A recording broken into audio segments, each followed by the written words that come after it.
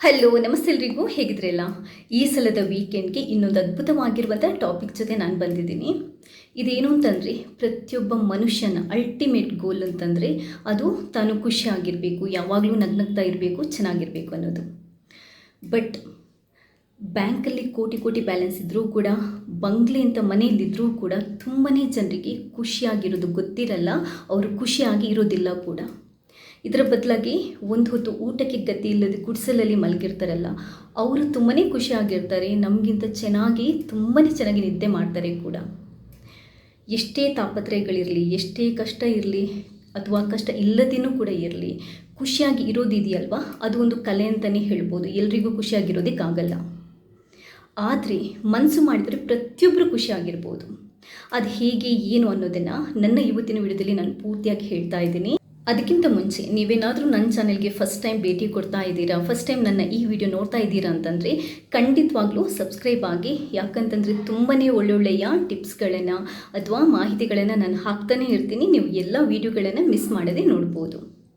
ಇವಾಗ ನಾವು ಖುಷಿಯಾಗಿರಬೇಕು ಅಂತಂದರೆ ಏನು ಮಾಡಬೇಕು ಅನ್ನೋದನ್ನು ನಾನು 1 by 1 ಹೇಳ್ತಾ ಹೋಗ್ತೀನಿ. ಖಂಡಿತವಾಗ್ಲೂ ವಿಡಿಯೋ ಪೂರ್ತಿ ನೋಡಿ, ಒಂಚೂರು ಸ್ಕಿಪ್ ಮಾಡಿಬಿಡಿ. ನೀವು ಸ್ಕಿಪ್ ಮಾಡಿದ್ರಿ ಅಂತಂದರೆ ನಿಮಗೆ ಅರ್ಧ ಇನ್ಫಾರ್ಮೇಷನ್ ಸಿಗುತ್ತೆ. ಮೊದಲನೆಯದಾಗಿ, ಖುಷಿಯಾಗಿರಲಿಕ್ಕೆ ಮನುಷ್ಯನಿಗೆ ತುಂಬಾ ಮುಖ್ಯ ಅಂತಂದರೆ ಅದು ನಾವು ತಿನ್ನುವಂಥ ಆಹಾರ. ಹೆಲ್ದಿ ಆಹಾರ ಅಂದರೆ ಆರೋಗ್ಯಕರವಾದ ಆಹಾರವನ್ನು ನಾವು ತಿಂತಾ ಇದ್ದರೆ ನಮ್ಮ ಹೆಲ್ತ್ ಚೆನ್ನಾಗಿರುತ್ತೆ, ನಮ್ಮಲ್ಲಿ ತುಂಬ ಶಕ್ತಿ ಇರುತ್ತೆ, ತುಂಬಾ ಚೆನ್ನಾಗಿರ್ತೀವಿ, ತುಂಬಾ ಖುಷಿಯಾಗಿರ್ತೀವಿ. ಅದರ ಜೊತೆಗೆ ಪ್ರತಿಯೊಬ್ಬರಿಗೆ ಅವರ ಇಷ್ಟದ ಒಂದು ಫುಡ್ ಅಂತ ಏನಾದರೂ ಒಂದು ಇರುತ್ತೆ. ನನಗೆ ಬಿರಿಯಾನಿ ಅಂತಂದರೆ ತುಂಬಾ ಇಷ್ಟ. ವಾರದಲ್ಲಿ 1-2 ಸರ್ತಿ ಆದರೂ ನಾನು ಬಿರಿಯಾನಿ ತಿಂದಿಲ್ಲದಿದ್ದರೆ ನನಗೆ ಏನೋ ಒಂಥರ ನನ್ನ ಲೈಫಲ್ಲಿ ಮಿಸ್ ಮಾಡ್ಕೊಂಡಾಗೆ ಅನ್ನಿಸ್ತಿರುತ್ತೆ. ಕೆಲವೊಂದು ಫುಡ್ಗಳು, ನಮ್ಮ ಇಷ್ಟದ ಫುಡ್ಗಳು ಹೆಲ್ತಿಗೆ ಅಷ್ಟೊಂದು ಒಳ್ಳೆಯದಿಲ್ಲದೇ ಇರ್ಬೋದು. ಫಾರ್ ಎಕ್ಸಾಂಪಲ್, ಸ್ವೀಟ್ ಅಂತಂದರೆ ಕೆಲವರಿಗೆ ತುಂಬಾ ಇಷ್ಟ, ಬಟ್ ಸ್ವೀಟ್ ಅಷ್ಟೊಂದು ಆರೋಗ್ಯಕ್ಕೆ ಒಳ್ಳೆಯದಲ್ಲ. ಆದರೂ ಕೂಡ ನಾವು ಖುಷಿಯಾಗಿರ್ತೀವಿ ಅಂತಂದರೆ ಇದನ್ನ ಲಿಮಿಟಲ್ಲಿ ತಿನ್ನೋದು ಏನೂ ತಪ್ಪಿಲ್ಲ.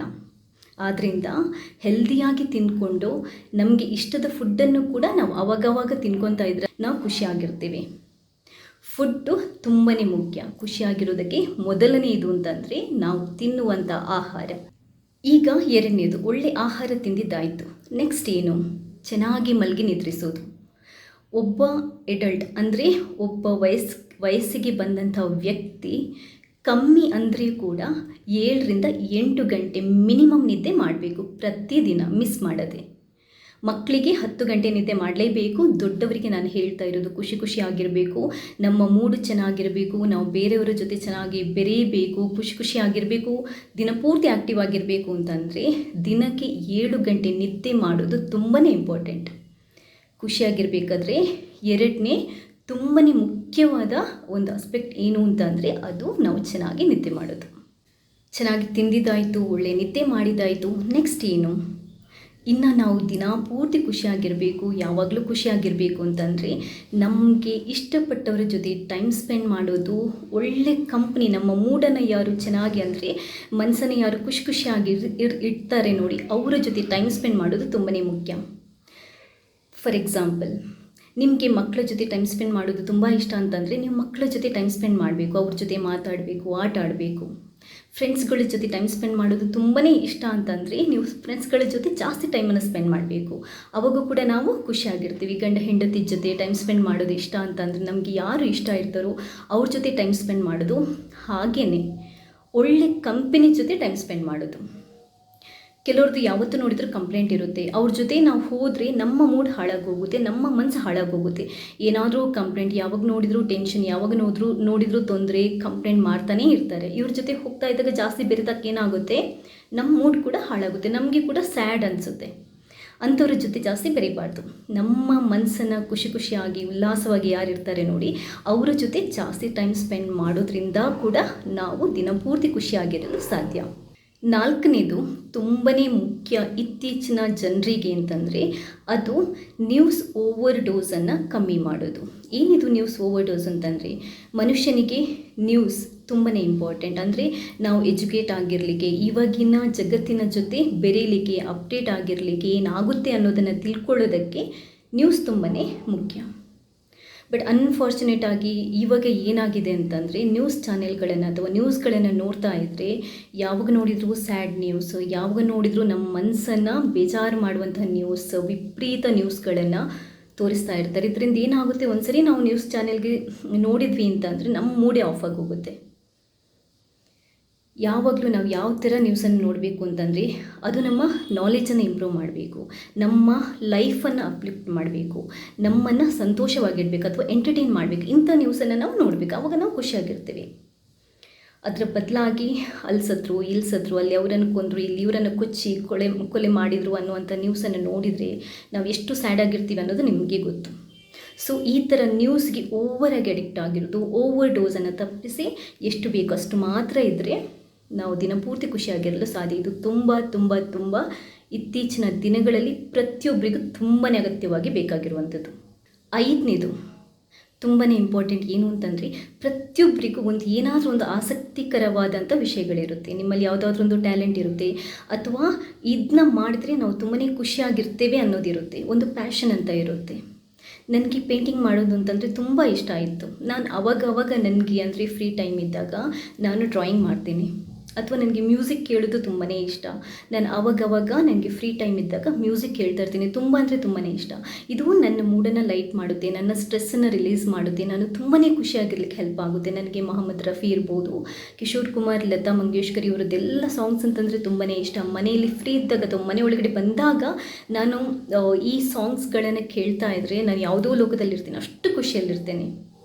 ನಿಮ್ಮ ಮನಸ್ಸಿಗೆ ಇಷ್ಟು ಬಂದುದನ್ನು ಮಾಡಿ, ಆವಾಗ ನೀವು ತುಂಬಾ ಖುಷಿಯಾಗಿರ್ತೀರ. ಅದು ಮ್ಯೂಸಿಕ್ ಕೇಳೋದಿರ್ಬೋದು, ಓದೋದಿರ್ಬೋದು, ಮಕ್ಕಳ ಜೊತೆ ಆಡೋದಿರ್ಬೋದು, ವಾಕ್ ಹೋಗೋದಿರ್ಬೋದು, ಡ್ರೈವಿಂಗ್ ಇರ್ಬೋದು, ಏನೇ ಇರ್ಬೋದು, ಅಥವಾ ಕೆಲವರಿಗೆ ಸ್ಟಿಚ್ ಮಾಡೋದು, ಏನೇ ಇರ್ಬೋದು, ನಿಮ್ಮ ಆಸಕ್ತಿಕರವಾದ ವಿಷಯನ ನೀವು ಮಾಡಿದರೆ ತುಂಬಾ ಖುಷಿಯಾಗಿರ್ಬೋದು. ಇನ್ನೊಂದು 6ನೇದು ಅತ್ಯಮೂಲ್ಯವಾಗಿರುವಂಥ, ಅತ್ಯಗತ್ಯ ಎಲ್ರಿಗೂ ಬೇಕಾಗಿರುವಂಥದ್ದು ಏನು ಅಂತಂದರೆ ನಾವು ಆ್ಯಕ್ಟಿವ್ ಆಗಿರೋದು, ಎಕ್ಸಸೈಸ್ ಮಾಡೋದು, ವಾಕ್ ಮಾಡೋದು. ಅವಾಗೇನಾಗುತ್ತೆ, ನಮ್ಮ ಸ್ಟ್ರೆಸ್ ರಿಲೀಸ್ ಆಗುತ್ತೆ, ನಮ್ಮದು ಬೋನ್ಸ್ ಇರ್ಬೋದು, ಮಸಲ್ಸ್ ಇರ್ಬೋದು ಸ್ಟ್ರಾಂಗ್ ಆಗುತ್ತೆ, ನಮ್ಮ ಹೆಲ್ತ್ ಸ್ಟ್ರಾಂಗ್ ಆಗಿರುತ್ತೆ. ಟೋಟಲ್ ಆಗಿ ತುಂಬಾ ಆ್ಯಕ್ಟಿವ್ ಆಗಿರ್ತೀವಿ, ತುಂಬಾ ಖುಷಿಯಾಗಿರ್ತೀವಿ. ಎಕ್ಸಸೈಸ್, ವಾಕ್, ಜಾಗ್ ಮಾಡೋದ್ರಿಂದನೂ ತುಂಬ ಖುಷಿಯಾಗಿರ್ಬೋದು. ಬೆಳಗಿನ ಹೊತ್ತು ಅಥವಾ ಸಾಯಂಕಾಲ ಕಾಮ್ ಆಗಿರುವಾಗ ಪಾರ್ಕಲ್ಲಿ ಈ ಥರ ಎಲ್ಲ ವಾಕ್ ಮಾಡಿದಾಗ ಇಷ್ಟೊಂದು ಫ್ರೆಶ್ ಏರನ್ನು ಬ್ರೀತ್ ಮಾಡ್ತೀವಲ್ವ, ಒಂಥರ ಬೇರೆಯೇ ಜಗತ್ತಿಗೆ ಹೋದಾಗುತ್ತೆ. ನೇಚರ್ ಜೊತೆ ಟೈಮ್ ಸ್ಪೆಂಡ್ ಮಾಡೋದು ಕೂಡ ತುಂಬಾ ಜನರಿಗೆ ಸ್ಟ್ರೆಸ್ಸನ್ನು ರಿಲೀಸ್ ಮಾಡಿ ಖುಷಿಯನ್ನು ಕೊಡುತ್ತೆ. ಆದ್ದರಿಂದ ಫಿಸಿಕಲ್ ಆ್ಯಕ್ಟಿವಿಟೀಸ್ ಯಾವಾಗಲೂ ಮಾಡ್ತಾ ಇದ್ದರೆ ತುಂಬಾ ಖುಷಿಯಾಗಿ ತುಂಬಾ ಹ್ಯಾಪಿಯಾಗಿರ್ಬೋದು.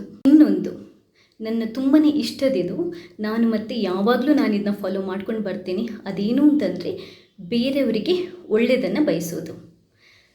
ನನ್ನ ಲೈಫಲ್ಲಿ ಒಂದು ಪಾಲಿಸಿ ಇದೆ, ನಾನು ನನ್ನ ಶತ್ರುವಿಗೆ ಕೂಡ ಯಾವತ್ತೂ ಕೂಡ ಅಷ್ಟೇ ಅವರಿಗೆ ಕೆಟ್ಟದಾಗಲಿ ಅಂತ ಇಲ್ಲಿ ತನಕ ನಾನು ವಿಶ್ ಮಾಡಿದ್ದಿಲ್ಲ. ನಾನು ಹ್ಯಾಪಿಯಾಗಿರಲಿಕ್ಕೆ, ನನ್ನ ಲೈಫಲ್ಲಿ ನಾನು ಸಕ್ಸಸ್ಸನ್ನು ಕಾಣಬೇಕು ಅಂತಂದರೆ ನಾನು ಉತ್ಪ್ರೇಕ್ಷೆ ಅಂತಲ್ಲ, ಅದು ಪ್ರೊಫೆಷನಲ್ ಲೈಫ್ ಇರ್ಬೋದು, ಕೆರಿಯರ್ ಲೈಫ್ ಇರ್ಬೋದು, ತುಂಬಾ ಪೊಲಿಟಿಕ್ಸ್ ಎಲ್ಲದನ್ನು ನೋಡಿದ್ದೀನಿ. ಬಟ್ ಒಂದು ಏನು ಅಂತಂದರೆ ಯಾರಿಗೂ ನಾನು ಕೆಟ್ಟದನ್ನು ಬಯಸಲ್ಲ. ಅವರು ನನಗೆ ಬೆನ್ನಿಂದ ಏನು ಚೂರಿ ಹಾಕಿದರೂ ಕೂಡ, ಏನೇ ಮಾಡಿದರೂ ಕೂಡ ನಾನು ಓಕೆ, ತೊಂದರೆ ಇಲ್ಲ, ನನಗೆ ದೇವರಿದ್ದಾನೆ, ದೇವ್ರು ಏನು ಮನಸ್ಸು ಮಾಡ್ತಾನೆ ಅದೇ ಥರ ಆಗ್ತಾ ಹೋಗೋದು. ಒಳ್ಳೇದು ಮಾಡಲಿ, ಅವ್ರು ಎಲ್ಲೇ ಇರಲಿ, ಅವ್ರು ಚೆನ್ನಾಗಿರಲಿ, ಅವ್ರಿಗೆ ಖುಷಿಯಾಗಿರಲಿ ಅನ್ನೋದಷ್ಟೇ. ಯಾರನ್ನಾದರೂ ಕಂಡಾಗ, ಈವನ್ ಸ್ಟ್ರೇಂಜರನ್ನು ಕೂಡ ಕಂಡಾಗ ಮನಸಾರೆ ಒಂದು ಸ್ಮೈಲ್ ಕೊಡೋದು, ಅವರಿಗೆ ಒಳ್ಳೆಯದಾಗಲಿ ಅಂತ ಬಯಸೋದು. ನಮ್ಮ ಎನಿಮಿ ಕೂಡ ಇರ್ಬೋದು, ನಮ್ಮ ಹಿತಶತ್ರುಗಳು ಕೂಡ ಇರ್ಬೋದು, ಎಲ್ಲರಿಗೆ ಕೂಡ ಇರ್ಬೋದು, ಅವರಿಗೆ ಒಳ್ಳೆಯದಾಗಲಿ, ಯಾರಾದ್ರಾಗಲಿ ಅವ್ರಿಗೆ ಒಳ್ಳೆಯದಾಗಲಿ ಅಂತ ನಾವು ಯಾವಾಗ ವಿಶ್ ಮಾಡ್ತೀವಿ ನೋಡಿ, ಅದರಷ್ಟು ಸ್ಯಾಟಿಸ್ಫ್ಯಾಕ್ಷನ್, ಅದರಷ್ಟು ಖುಷಿ ನಿಮಗೆ ಬೇರೆ ಯಾವುದರಲ್ಲೂ ಸಿಗಲ್ಲ. ನೀವು ಇದನ್ನ ಬೇಕಾದ್ರೆ ಎಕ್ಸ್ಪೀರಿಯೆನ್ಸ್ ಮಾಡಿ. ಬೇರೆಯವರಿಗೆ ಒಳ್ಳೆಯದನ್ನು ಬಯಸೋದ್ರಿಂದ ಕೂಡ ನಾವು ತುಂಬಾ ಖುಷಿಯಾಗಿರ್ಬೋದು. ಅವಾಗ ಏನು ಗೊತ್ತಾ, ನಮ್ಮ ಮೈಂಡ್ ಸ್ಟ್ರೆಸ್ ಫ್ರೀ ಆಗಿರುತ್ತೆ. ನನಗೊಬ್ಬ ಎನಿಮಿ ಇರ್ತಾನೆ, ಅವನಿಗೆ ನಾಳೆ ಏನು ಮಾಡೋದು, ನಾನು ಇದನ್ನ ಮಾಡ್ತಾಯಿದ್ರೆ ಅವನೇನು ನನ್ನ ಬಗ್ಗೆ ಹೊಟ್ಟೆ ಉರ್ಕೊಂತ, ನನಗೆ ಹಿಂಗೆ ಏನೇನೋ ಥಿಂಕ್ ಮಾಡೋದ್ರಿಂದ ನಾವೇ ಸ್ಟ್ರೆಸ್ ಔಟ್ ಮಾಡಿ ನಮ್ಮ ಹೆಲ್ತನ್ನೇ ನಾವು ಹಾಳು ಮಾಡ್ಕೊತೀವಿ ಹೊರತು ನಾವು ಖುಷಿಯಾಗಿರಲಿಕ್ಕೆ ಚಾನ್ಸ್ ಇಲ್ಲ. ಅವನಿಗೆ ಏನೇ ಮಾಡಿರಲಿ ಅವನು ಖುಷಿಯಾಗಿರಲಿ ಅಂತ ನಾವು ಯಾವಾಗ ಫ್ರೀ ಮೈಂಡಿಂದ ನಾವು ಹಾರೈಸ್ತೀವಿ ನೋಡಿ, ಅವಾಗ ನಾವು ಫುಲ್ ಖುಷಿಯಾಗಿರಲಿಕ್ಕೆ ಸಾಧ್ಯ. ಬೇರೆಯವರಿಗೆ ಒಳ್ಳೆಯದನ್ನು ಬಯಸೋದ್ರಿಂದ ಕೂಡ ನಾವು ತುಂಬಾ ಖುಷಿಯಾಗಿರ್ಬೋದು. ನಾನು ಹೇಳಿರುವಂಥ ಈ 7 ಟಿಪ್ಸ್ ಇದೆಯಲ್ಲ, ಇದನ್ನ 7 ತುಂಬನೇ ಅಂದರೆ ರತ್ನಗಳು ಅಂತಲೇ ನೀವು ಬೇಕಾದ್ರೆ ಅಂದ್ಕೊಳ್ಳಿ. ಖುಷಿಯಾಗಿರಬೇಕು ಒಬ್ಬ ಮನುಷ್ಯನಿಗೆ ಅಂತಂದರೆ ಇದನ್ನೆಲ್ಲ ಫಾಲೋ ಮಾಡಿದರೆ ಖಂಡಿತವಾಗ್ಲೂ ಎಷ್ಟೇ ಕಷ್ಟ ಇರಲಿ, ಎಷ್ಟೇ ತಾಪತ್ರಯಗಳಿರಲಿ, ಎಷ್ಟೇ ತೊಂದರೆಗಳಿರಲಿ, ಯಾವನು ಬೇಕಾದರೂ ಖುಷಿಯಾಗಿರ್ಬೋದು. ಈ ದಿನಗಳಲ್ಲಿ ತುಂಬಾ ಬೇಕಾಗಿರುವಂಥ ಒಂದು ವಿಡಿಯೋ ಇದು. ಈ ವಿಡಿಯೋ ನಿಮ್ಗೆ ಇಷ್ಟ ಆದರೆ ಲೈಕ್ ಮಾಡಿ. ಖುಷಿಯಾಗಿರ್ಲಿಕ್ಕೆ ಇನ್ನೇನಾದರೂ ನಿಮ್ಮ ಹತ್ರ ಟಿಪ್ಸ್ಗಳಿದ್ರೆ ಈ ವಿಡಿಯೋದ ಕಮೆಂಟ್ ಬಾಕ್ಸಲ್ಲಿ ತಿಳಿಸೋಕೆ ಕೂಡ ಮರಿಬೇಡಿ. ಯಾಕಂತಂದರೆ ನಾನು ತಿಳ್ಕೊಂಡಾಗುತ್ತೆ, ಬೇರೆಯವರಿಗೂ ನಾವು ತಿಳಿಸಿದಾಗುತ್ತೆ. ಹಾಗೆಯೇ ಇಲ್ಲಿ ತನಕ ನೀವು ಯಾರಾದರೂ ನನ್ನ ಚಾನಲ್ಗೆ ಸಬ್ಸ್ಕ್ರೈಬ್ ಆಗಿಲ್ಲದಿದ್ದರೆ ಸಬ್ಸ್ಕ್ರೈಬ್ ಆಗಿ. ಯಾಕಂತಂದರೆ ನಾನು ಹಾಕುವಂಥ ಎಲ್ಲ ವೀಡಿಯೋಗಳನ್ನು ನೀವು ಮಿಸ್ ಮಾಡದೆ ನೋಡ್ಕೋಬೋದು. ಥ್ಯಾಂಕ್ಸ್ ಎಲ್ರಿಗೂ.